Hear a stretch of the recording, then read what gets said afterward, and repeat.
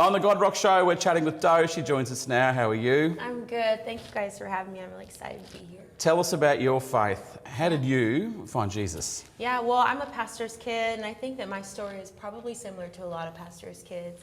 As I grew up, my relationship was deeply connected to and through probably my parents and what they did.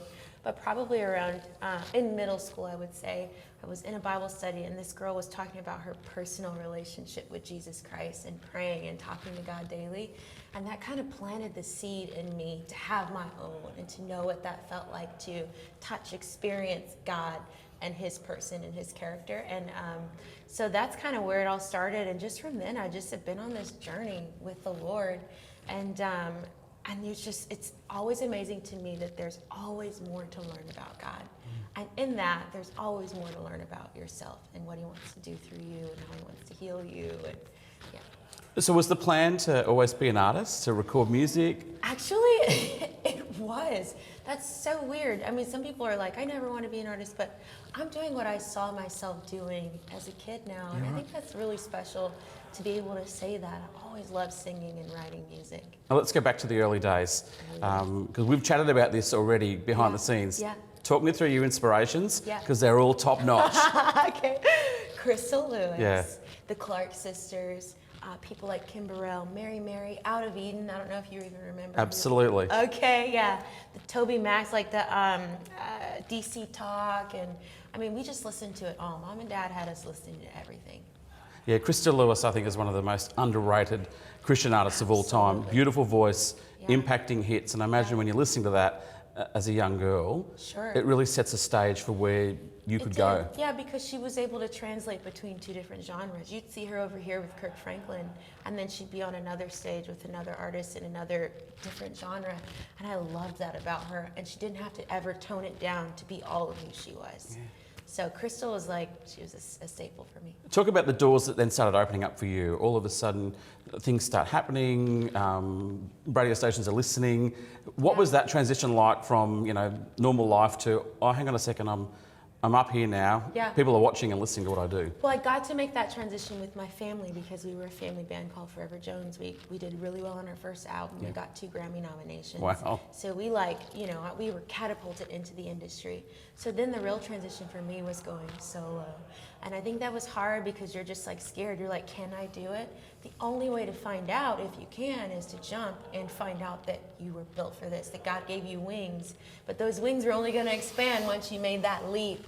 And so that's what it was for me. I moved to Dallas and I was like, I want to do this.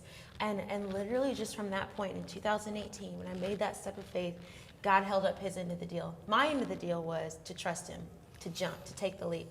His end of the deal was to provide, and he did it. I can only imagine how hard, difficult, possibly awkward that would be when the whole family's had success together. Sure. And you're the one that's chosen or has the decision made to go solo. Yeah. What's Christmas dinner like at your house? When amazing, actually. Yeah, so surprisingly enough, because I know it can be different with families, my family always knew that I wanted to do solo at some point in time, and they were very, very supportive. Actually, I was the one that felt this false obligation, and when I finally came forward and said, this is what I'm going to do, not this is what I want to do, but this is what I'm going to do, their response was, we've all been waiting on you. Yeah, right. That's pretty special, right? Yeah. I'm really thankful for that. Oh, I don't imagine it could have worked if you didn't have their support. I don't think it would have. It would have been more of a delayed success because I would have had more fear and just guilt, I guess you could say. You got to get some Grammys because then at the moment they can remind you, yeah. Oh, hang on, we had the nominations. Yeah. They can always hold that over your head. Talk to me about your impact. Yeah. You must be seeing it with people listening to your music now. Sure. What are they telling you about your songs and the impact you're having on them? Yeah, so my songs are another level of honesty for me on this album. And I think what I'm hearing from people, the response is, thank you for giving me language for my journey, for my pain, and for my healing. And that's all that I could ask for because that's what this album is. It is the journey of my pain and my healing and God being in all of that. How would you present Jesus to people watching? Yeah. That sort of know about this God that people talk about, you're singing about. Yeah. What does it look like for you and how do you share it with others? I would literally tell them, you got to meet this guy. He's pretty amazing. And he's very, very down to earth, literally, in the literal sense. And that he's not everything that maybe you were taught that he was.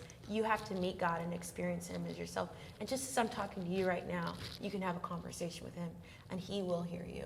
And he's been with you throughout this whole thing, the whole time. I mean, interviews like this, Facebook posts, Yeah. there's a bit of a part of life that's always so happy. Yeah. It just looks great and fun all the time. Yeah. Tell me about the times when that hasn't been as fun or has been hard. Sure. I mean, I always share that I walked through a season of depression, probably between 2014 and 2016. I'm just feeling like I missed God or that I wasn't going to get to do everything I wanted to do.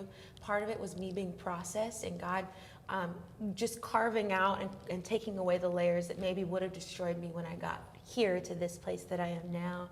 But the other part was like me having to learn to trust the Lord and deciding like if nobody ever hears me sing, I will always be singing. But it was just a very low moment in my life. I had a lot of fear. I had a lot of regret. And I had to decide that before I see the manifestation of my promise, I have to take all of that off and say, God, I trust you. I'm just going to live full and free.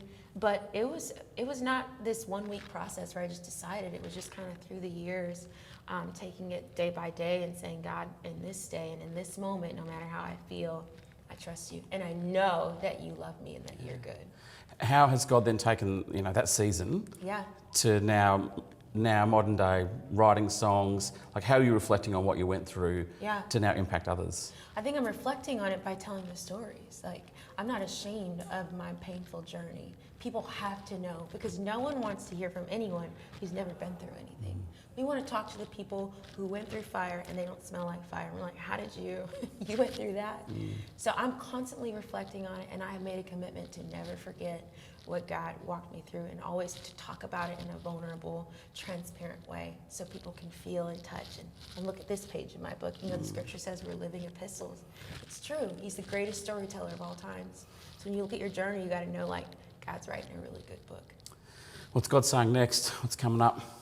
I think maybe just we're traveling, obviously. I'm on the road every weekend and throughout the week. And so hopefully I'm coming to a church near you or a concert near you. But that's what I'm doing. I'm just singing my music right now. I'm traveling and expressing myself. Would you give some encouragement to people that are maybe discovering you for the first time or discovering Christian rock music for the first time and going, I remember for me, when I discovered Michael W. Smith, I was like, what is this genre? Yeah. So what's your encouragement for people who are listening for the first time going, okay, I'll give this a go?